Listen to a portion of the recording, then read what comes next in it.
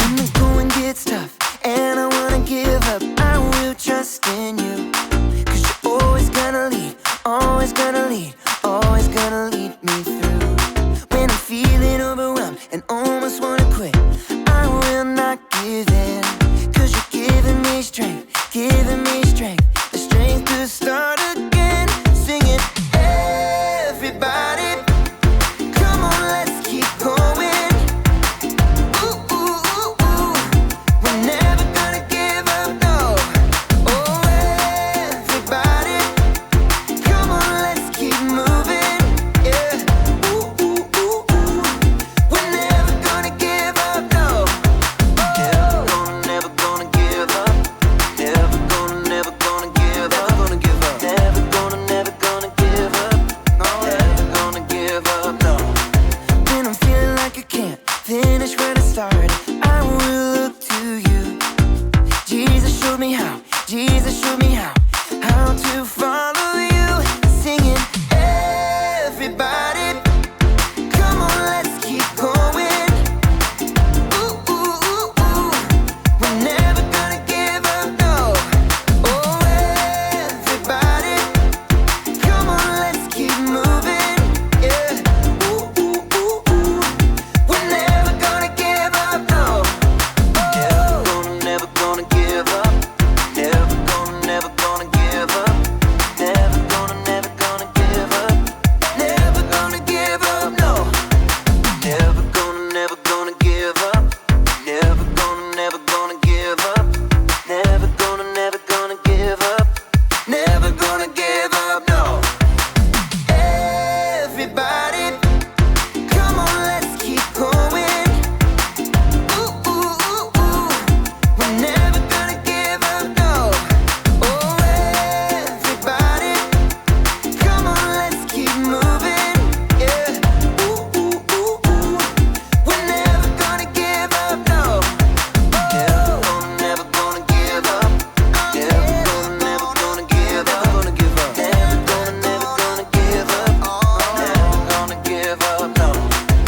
Never gonna give up. Never gonna give up. Never gonna give up. Never gonna give up, no. Welcome to Story Lab. This week we're talking about grit, while we take a look at the story of someone whose life went from bad to good. That's enough to make your head spin. Oh, and there's this. Here goes.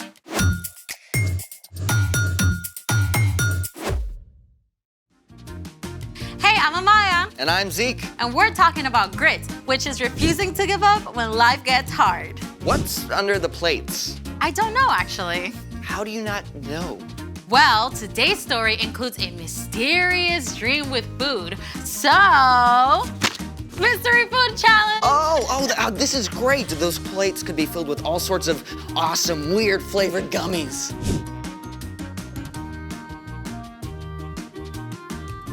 Well, I got my friend to set it up for us. You know what? Why don't you do the honors? Mystery vegetable challenge. The Mystery Vegetable Challenge. Oh, I have a bad feeling about this, all the way from my taste buds down to my stomach. Oh, come on. Vegetables can be tasty. Only with ranch dressing. Oh, do we get ranch? I don't know. Let me see. Okay, it says here that we each pick a dish, then we see who can finish eating whatever vegetable they get. I don't know. Come on, you can totally do this. Grit, remember? Can I cook mine with bacon? Just pick.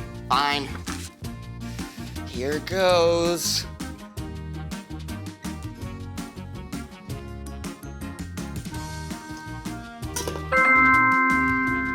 Ooh, that's a lot of carrots. Yeah, I'm definitely gonna beat you. You don't even know what your veggie is yet. Yeah, but I like vegetables. They're good for you. Just pick. All right.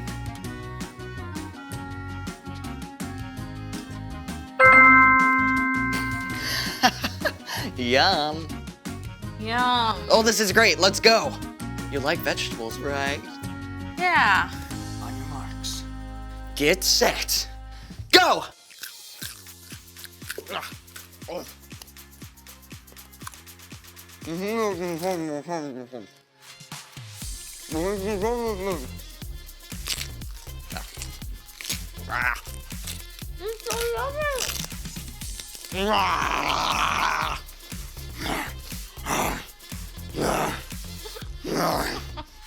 I'm gonna beat you. Oh, I won! I won! I'm the pet master. And I think it's time for... The story before the story. Today, we're in the very first book of the Old Testament, Genesis. God created the whole amazing world, but people turned away and broke their relationship with God. Still, God had a plan. God called Abraham and Sarah and promised to bless the whole world through their family line. One of Abraham's great-grandkids, Joseph, was sold into slavery in Egypt by his own brothers and then thrown in prison even though he done nothing wrong. But even there, God was with him, and Joseph didn't give up. That's where our story starts. Take it away, Brian. Hey everyone! Well, we are at the bottom of the roller coaster in Joseph's life. Let's find out if it gets any better. During his time in prison, Joseph had interpreted the dream of Pharaoh's drink taster and asked the man to put in a good word for him, you remember? But the drink taster forgot until 2 years later when Pharaoh called his advisors together. I had 2 dreams last night. Who can tell me what they mean? No one could help Pharaoh until the drink taster, finally remembered Joseph. Pharaoh called for Joseph at once. Now, it must have been a serious shock to be pulled out of prison after so many years and marched straight into the palace. I've heard you can tell what dreams mean. Oh, I can't do it. But God will give the answer. I saw 7 fat cows come out of the river, but then 7 thin, ugly cows came up after and ate the fat cows. After that, I dreamed about 7 full heads of grain on a stem. 7 weak, thin heads grew up after them and swallowed up the 7 good heads. God has shown you what will happen. 7 good years with plenty of food are coming. But then 7 years without enough food will follow. Pharaoh should look for a wise, understanding man to take charge and store some of the food in the good years so there will be food to use later. God has made all this known to you. I'm putting you in charge of the whole land of Egypt. Think about it. It had been years from the time Joseph's brothers sold him until he was taken out of prison. And then, in a single morning, he was made second in command of the whole land of Egypt. Joseph traveled all over Egypt and helped to store up grain during the 7 plentiful years. And when the years of hunger began, Pharaoh sent everyone to Joseph to buy food. Now, the famine spread far beyond Egypt. It even reached into Canaan, where Joseph's father Jacob and Joseph's brothers lived. And they soon became desperate for something to eat. I've heard there's grain in Egypt. Go buy some for us so we won't die. Jacob would not let his youngest son, Benjamin, go. But the older 10 brothers made the long journey to Egypt and came before Joseph. Joseph's brothers bowed down to him, just as Joseph had dreamed about so long before. We've come to buy grain. We're hungry. Joseph recognized them, but they did not know who he was, so Joseph decided to test them. You're spies! No, we were 12 brothers, sons of one man in the land of Canaan. Our youngest brother is now with our father, and one brother is gone. Joseph continued to test his brothers. He ordered them to leave Simeon behind, return home, and come back with Benjamin as proof of their innocence. Joseph had their sacks filled with grain and sent them away. Along the way, the brothers discovered that their money had been returned. When they arrived home, they showed Jacob the grain and told him everything that had happened. We have to take Benjamin back with us.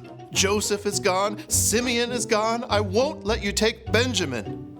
At first, Jacob refused to let Benjamin go, but soon, all the grain brought from Egypt was gone. Go back. Buy us a little more food. The man warned us we can't return without Benjamin. I promise to keep him safe. All right, but take gifts along. Take twice the money. May God cause this man to show you mercy. Once again, the brothers made the long trek to Egypt, this time with Benjamin. Whew. When they arrived, Joseph ordered that the brothers be taken to his own house, where a special meal was prepared. Is your father still living? He is alive and well. When Joseph heard that his father was still alive and saw his younger brother Benjamin, he was so moved, he left the room and wept. Then a short time later, at last, Joseph told his brothers who he was. I am your brother Joseph, the one you sold into Egypt. But don't be angry with yourselves. God sent me ahead of you to save many lives. Then Joseph hugged his brothers and wept. He forgave them. He told them to return to Canaan and bring Jacob and the rest of the families to live in Egypt where they would have enough food, and that's exactly what happened. Joseph's entire family packed up and traveled to Egypt. Joseph finally saw his father Jacob again. The whole family settled in a place called Goshen and had enough to eat through the rest of the famine. The end. That is epic. I mean, Joseph's brothers did something terrible. Yeah, but God flipped it upside down. God made sure that Joseph was in the right place at the right time with the power to save his whole family. Yeah, that's right. Jacob's family actually became the Israelites. And remember, God promised to bless the whole world through them. In fact, hundreds of years later, Jesus was born into Jacob's family line. Through the life and death and resurrection of Jesus, every single one of us can be forgiven. Phew. So, what's our part in the story? Well, Joseph held on through some difficult times, right? But all those hard pieces ended up leading to something amazing. So, we can look at how God worked in Joseph's story and trust that God is at work in our lives too. Oh yeah, absolutely. God is big enough and amazing enough to take something that seems awful and still work out a good ending. Like, if you have to move away from your friends. Or maybe you get sick right before a big trip you've been super excited about. God can see the bigger story, even if we can't. God knows how things will be made right in the end. Yeah, we might just have to wait a little longer than we like. You know what? I think you two got it. See you next time. So here's the thing. Hold on, because there's a bigger story, and that can give you grit. You really don't have to finish that. Oh, you bet I am, because the bigger story for this broccoli is sauteed with some bacon. Well, we can't finish without finding out what's in the last dish. Oh, go for it.